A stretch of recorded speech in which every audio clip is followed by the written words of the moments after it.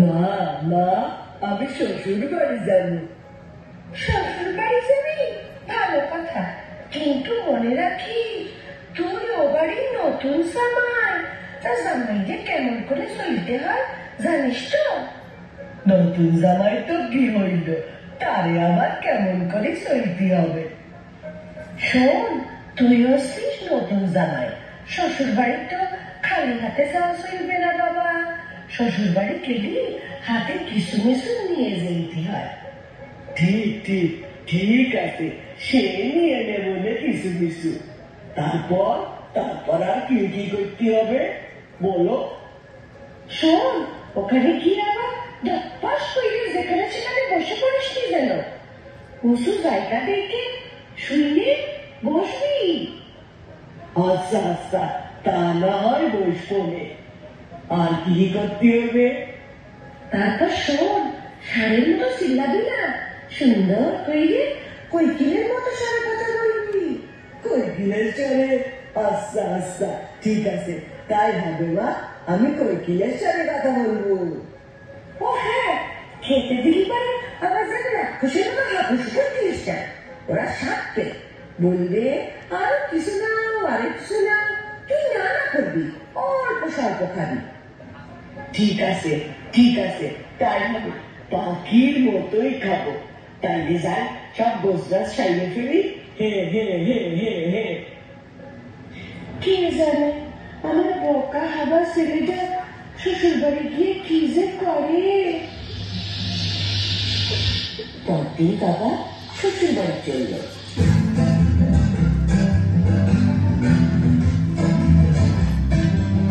বাজারে গিয়ে সে দেখলো এক পুতুলওয়ালা। পুতুলওয়ালা নেচে গিয়ে পুতুল বিক্রি করছিল।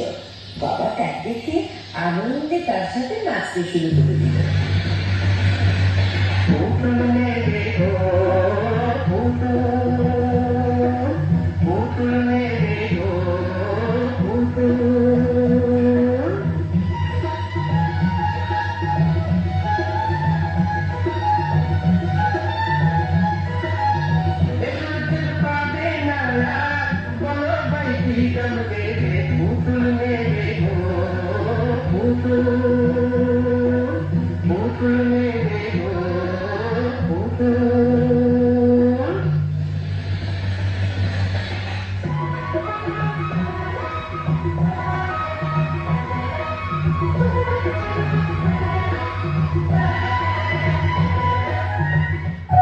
নাচ শেষে বাবা তাকে জিজ্ঞাসা করলো, ভাই, আপনার কাছে কি কিছু মিছু আছে?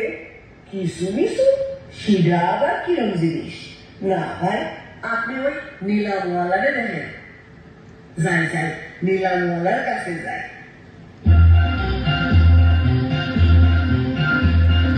নিলামওয়ালা ঠোয়ানা, জান দিতাই ঠোয়ানা, তুই তুনো বাসু ঠোয়ানা। নিলামওয়ালা নিলামওয়ালা ঠোয়ানা, জান দিতাই ঠোয়ানা, তুই তুনো বাসু ঠোয়ানা। নিলামওয়ালা এই তো আছে রঙ দিতে পোকার কাটা কানের দুধ, রিয়ার চোখে দুঃখ কেন মাথার চুল।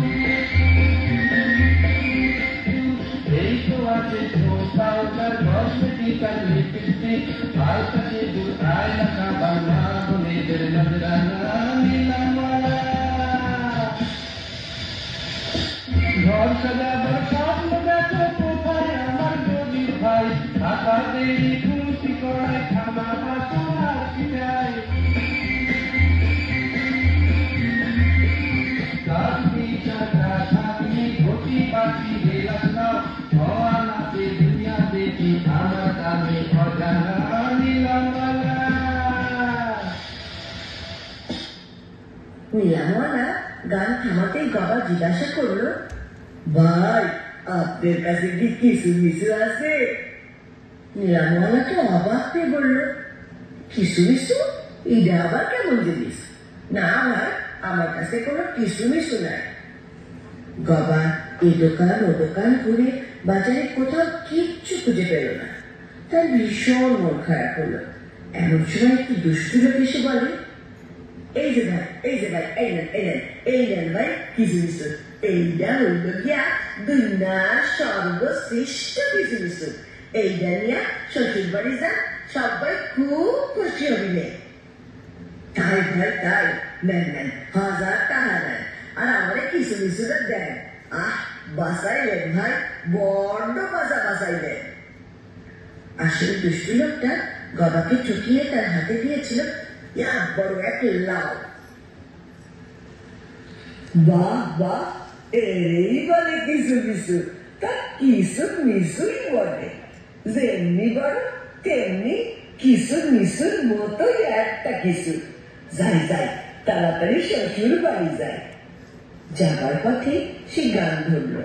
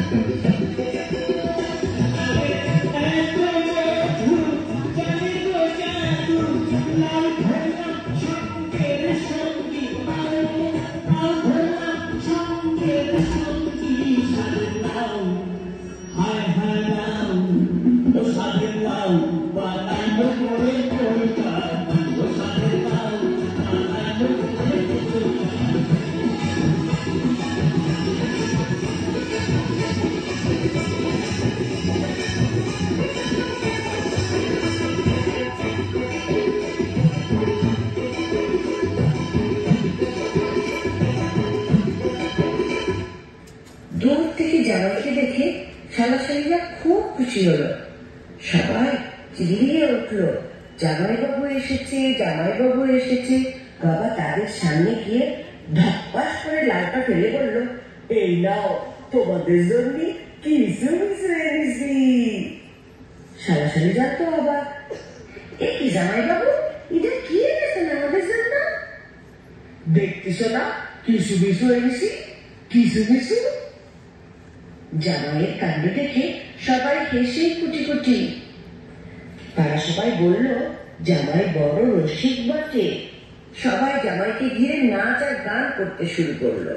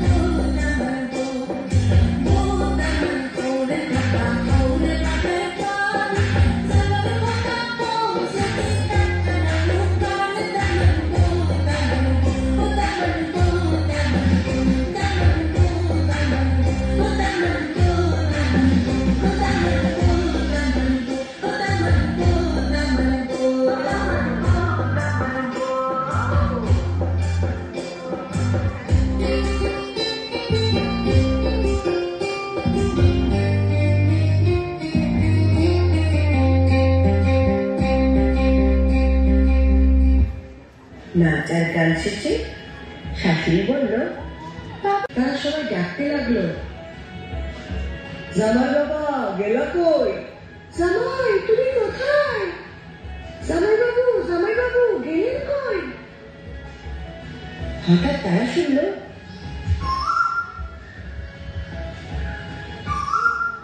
সবাই চমকে তাকালো, আবার শুনলো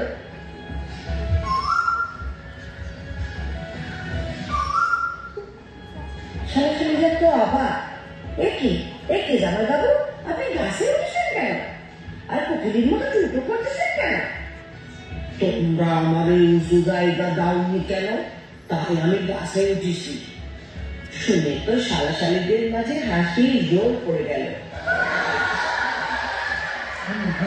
ঠিক মা বলেছেন উঁচু জায়গায় বসতি আর কোকিলেশ্বরে কথা বলতি। ও হো ঠিক তো বাবা। ঠিক আছে বাবা, খাতি বসো, তোমার আমরা উঁচু জায়গা দিতেছি। এই না, এই উঁচু জায়গাটাই বসো। এই না বাবা, মাংসটা খাও বাবা, মাংসটা খাও। না, আমি মাংস খাবো না। তারপরে মাছের ঝোলটা খাও। না, আমি সিডাও খাবো না, আমি কম খাই। ওহো, ঠিক আছে বাবা, ঠিক আছে, তারপরে আর জোর করবো না।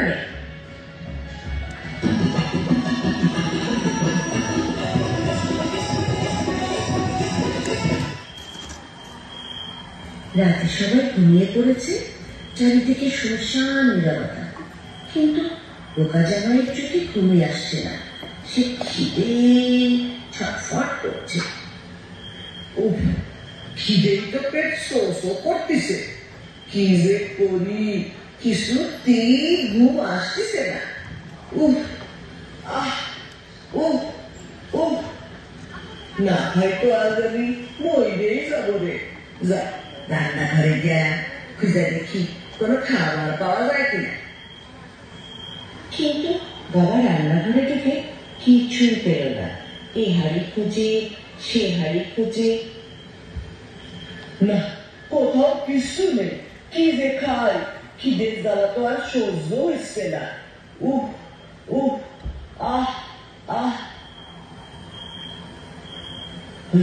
হয়েছে ওই কোনার দিকে হাড়ির মধ্যে ঢাকা দেওয়া ওটা কি? যাকে দেখি তো কি আছে ভিতরে।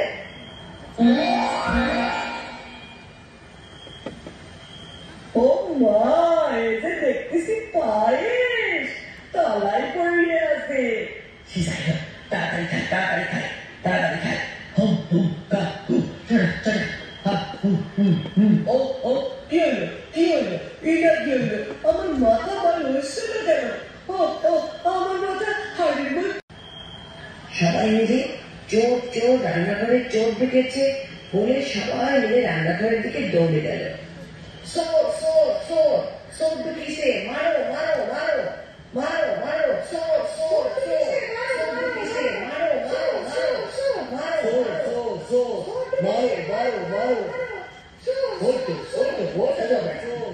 একবারে মাথা পাজি চোর।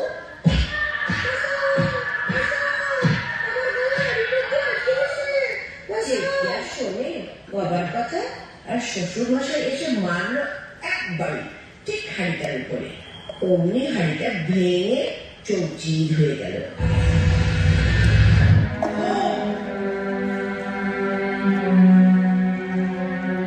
সবাই দেখলো এটা তো চোর না, এটা বোকা জামাই। তার গলায় আটকে আছে হাড়ির কানটা। সবাই ভীষণ লজ্জা পেয়ে বললো, ও মা, এটা চোর নয়, এটা আমাদের জামাই বাবু।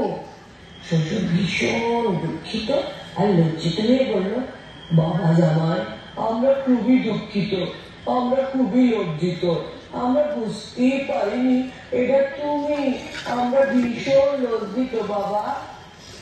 কিন্তু বোকা জামাই ভীষণ রাগ করে বলল, না তোমরা আমাদের মারলে কেন? আমি এখনই বাড়ি চলিয়ে যাব। না বাবা, আমাদের ক্ষমা করিয়ে দাও।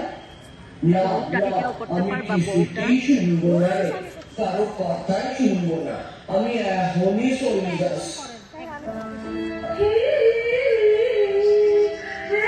Very good.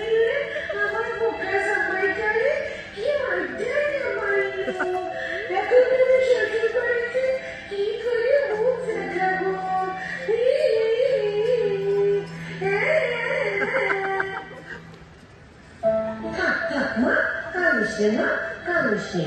পোকা হলে এমনই সব দুর্ভোগ কপালে জোটে, তাই একটু বুদ্ধি করে চলতে হয়। এখানে তো বোকা জামাইটা মায়ের উপদেশ ঠিক মতো না বুঝতে পেরে সেই সব উপদেশ অক্ষরে অক্ষরে পালন করতে গিয়ে কি সব উল্টো পাল্টা কাণ্ডটাই না ঘটালো। ভালো করে না বুঝে, ভালো করে না শুনে যে কোনো কাজ করতে গেলে বিপদের সম্ভাবনা থেকে যায়। তাই আমরা যে কোনো উপদেশ, নির্দেশ বা আদেশ ভালো করে বুঝে শুনে সেইভাবেই চলবো, সেভাবেই কাজ করব। সবাইকে নতুন বছরের শুভেচ্ছা। অনেক ভালো কাটুক তোমাদের সকলের নতুন বছর। শুভ নববর্ষ।